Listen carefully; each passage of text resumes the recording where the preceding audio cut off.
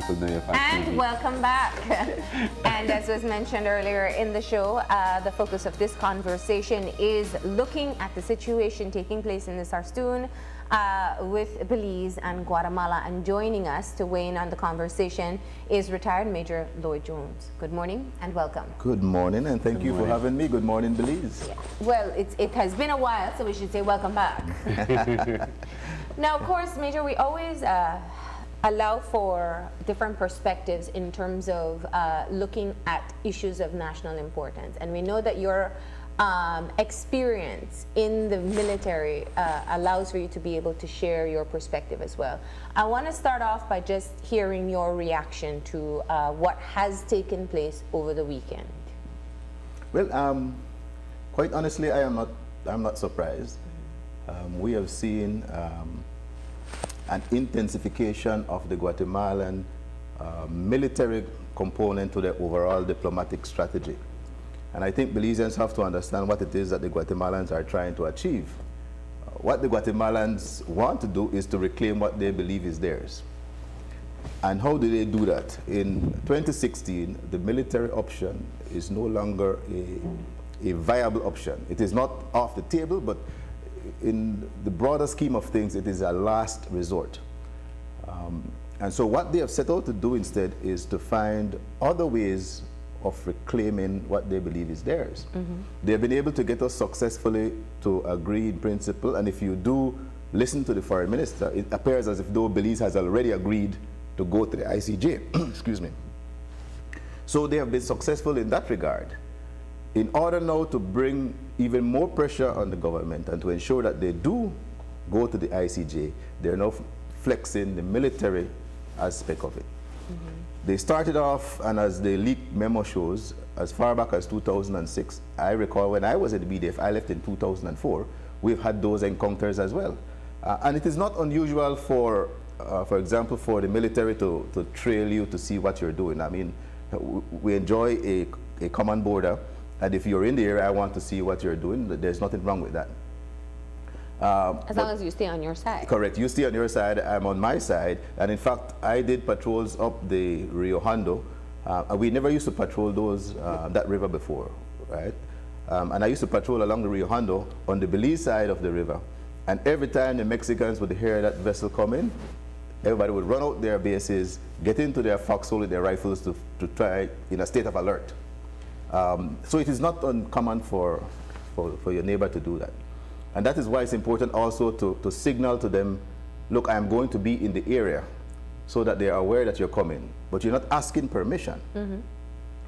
Now the Prime Minister has said that the Guatemalans have said quite clearly, we're not going to allow you now to go up the Sarstoon.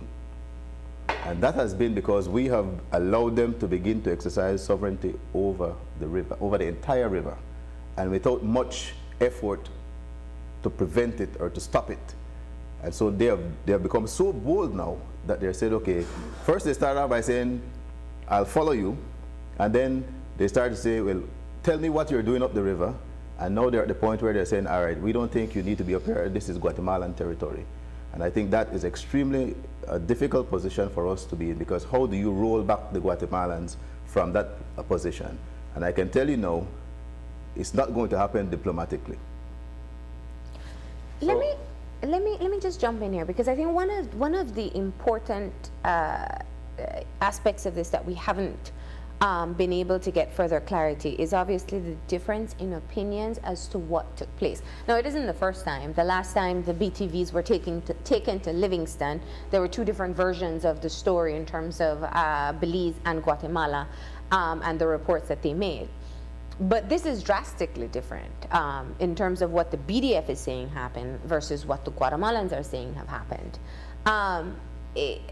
Part of the release from the Ministry of Foreign Affairs from Guatemala talks about the BDF not adhering to the normal security protocol. And I think that is one thing that we haven't really defined. We haven't gotten an opportunity to get Guatemala to clarify. But where there has been speculation, and the Prime Minister has clearly said it's not so. However, we've heard it repeatedly before that the Guatemalans are saying you must ask permission before entering. Is that what the reference is from your understanding? Yes, I think what has happened is that because you recall when the BTV began to agitate along the Sarstoon, the government's position was to tell us not to go. And if you do go and you get yourself in trouble, then don't rely on us. An extremely strange position for a government to take with respect to its people.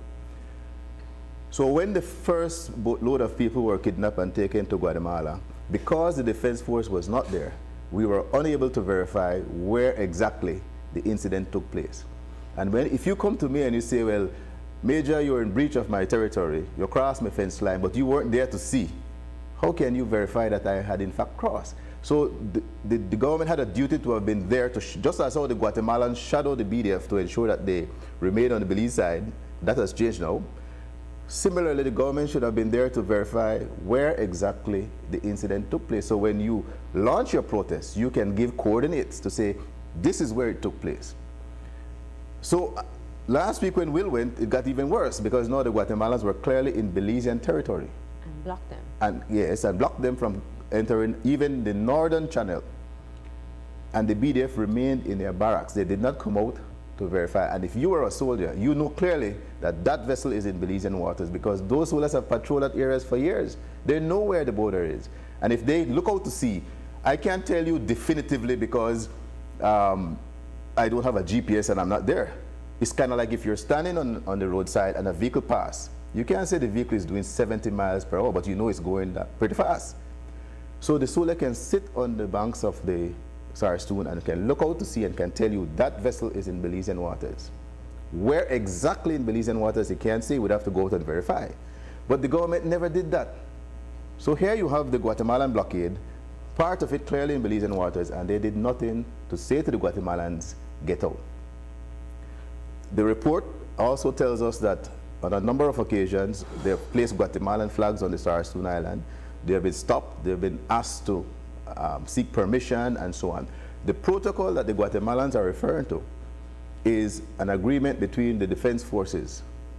That has to be approved by the Ministry of National Security.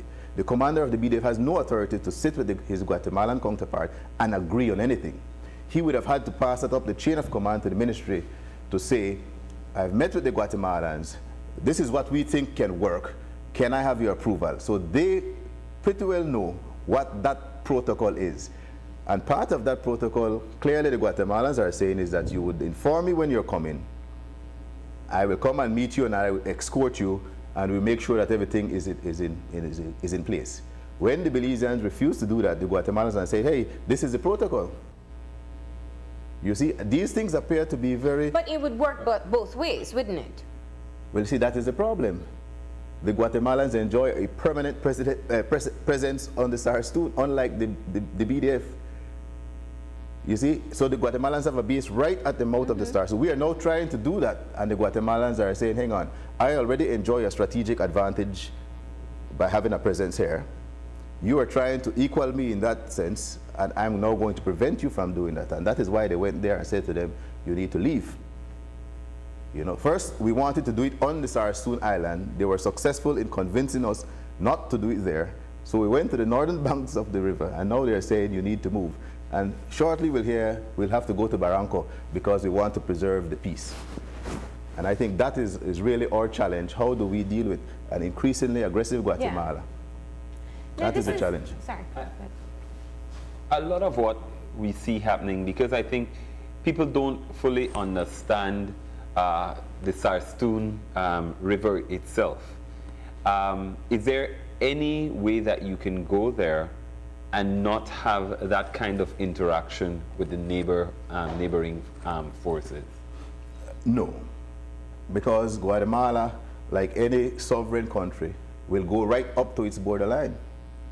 You know, you and I are neighbors, we have a fence, even if we know where the line is, you have every right to go right up to the fence line. The Guatemalans are doing that. In fact, they're coming across our side, and we have refused to go up to our line. And we have allowed the Guatemalans to intimidate us and to push us back. The Prime Minister said that the Guatemalans made it clear, we're not going to allow you to go up the Sarstoon. Coming out of these talks in Washington, I believe you will see a step back from that position on the part of the Guatemala, but only in so far as it takes the BDF to get its helicopters operational.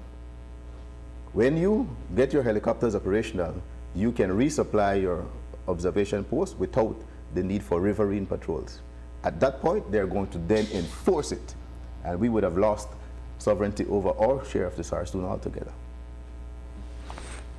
Now, the other question, the other question that I have with regards to that, because we saw the rolling back of sorts of the forward operating base.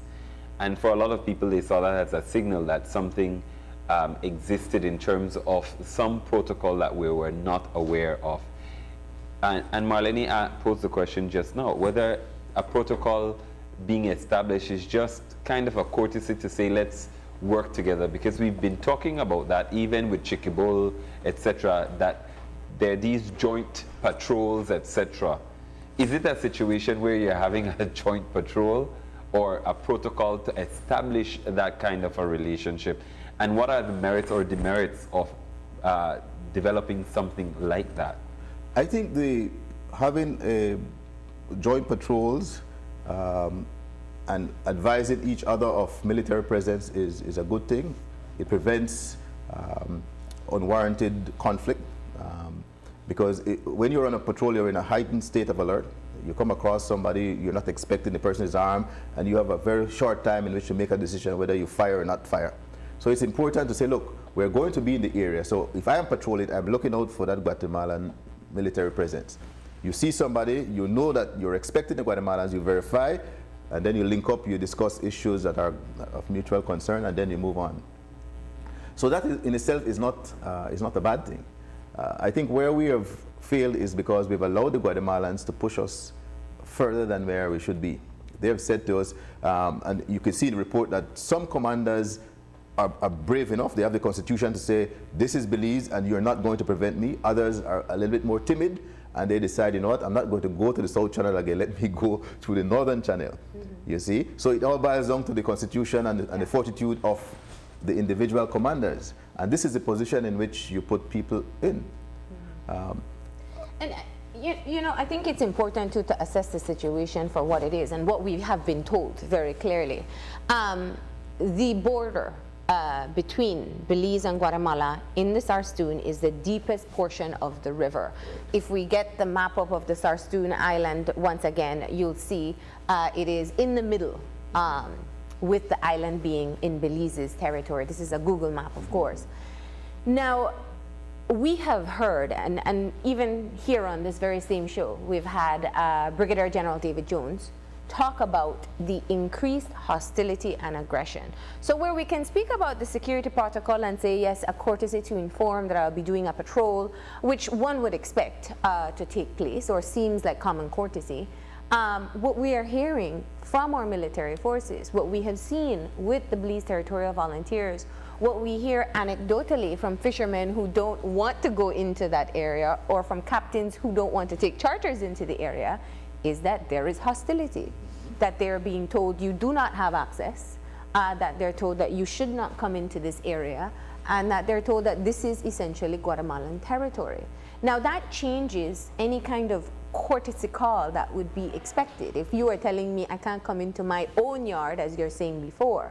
Well, you see, what Belize is doing is applying a model that works when there is a normal relationship. And we're refusing to move away from that model with the hopes that somehow the Guatemalans are going to quote-unquote behave themselves. Yeah. If we have an arrangement and you are not living up to that arrangement, at some point I am going to have to change the nature of the relationship. I believe the People's United Party called for the withdrawal of our ambassador for consultations. The foreign minister says, but what do you do? Do you stop talking? No, it doesn't mean that you stop talking. The United States and Iran have not had formal diplomatic relations for decades. They speak through a third party. Similarly for Cuba and the United States, they speak through third parties. So it doesn't mean you stop dialoguing, but we're saying this is not a normal relationship. And the exchange of ambassador is a symbol of a healthy, normal relation. And since you continue to act in the manner that you're acting, I am going to say to you and the world, I can no longer continue this as though it is normal. And I think that is where we have fallen short. You have to remember that the military is an instrument of diplomacy. When you go to the table, you and I are talking, and I have a shotgun, and you have a 3-inch knife, I can speak to you politely. But if I say, William, I'm coming across in your yard, and I'm going to do this, even though you know it's wrong, that diplomat giving that message is in a far stronger position. So when they go to Washington, the Guatemalans are in a stronger diplomatic position, and they've quite effectively leveraged their military superiority to their advantage. And what I think the Guatemalans are doing here is they're positioning themselves, 2 things. One, to force us to the ICJ, but secondly, when they do go to the ICJ, to be able to have control over a significant portion of our territory. And as you know, in law, they say possession is 9/10 of the law, because once you possess it, the only way for you to get people off land is to physically remove them. And how do you do that? It's like squatters, Military, like when we talk about squatting. Yeah. Now, because we're talking about the Sarstoon in particular, we know that we have had settlements, illegal settlements inside the Chiquibul. And because of the confidence building measures, we have been told that resources is a challenge. Resources are the main challenge at this point, and so they cannot repatriate them per se. You have something like this happening in the south. Are the two interconnected in terms of how you handle these situations? Well, I think the only effective way of securing your territory, guaranteeing your territorial integrity, is to have boots on the ground. It's the only effective way. You can't say that you have, I mean, if you have a piece of land, you have 1,000 acres of land.